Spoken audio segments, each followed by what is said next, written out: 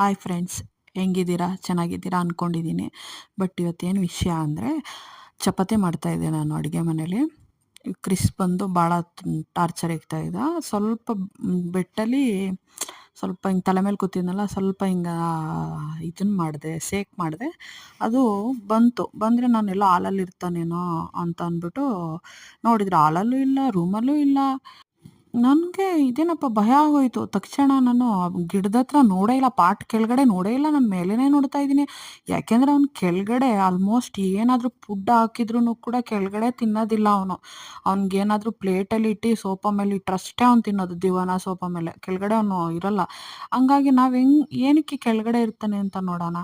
ಆಮೇಲೆ ಬಂದು ಇದು ನಮ್ಮ ಪಾಪ ಅತ್ತೆ ಇಲ್ಲಿದ್ದಾನೆ ನೋಡು ಅಂತನ್ನ. ಆಮೇಲೆ ನೋಡಿದರೆ ಪಾಟ್ ಮೇಲೆ ಕೂತಿದ್ದಾನೆ. ಇದೇ ಫಸ್ಟ್ ಟೈಮ್ ಅವ್ನು ಈ ಥರ ಪಾಟ್ ಮೇಲೆ ಕೂತಿರೋದು ಅವ್ನು ಬಂದ ತಾವಿಂದ. ಯಾವಾಗ್ಲೂ ಕುಂತಿಲ್ಲ ಅಲ್ಲಿ.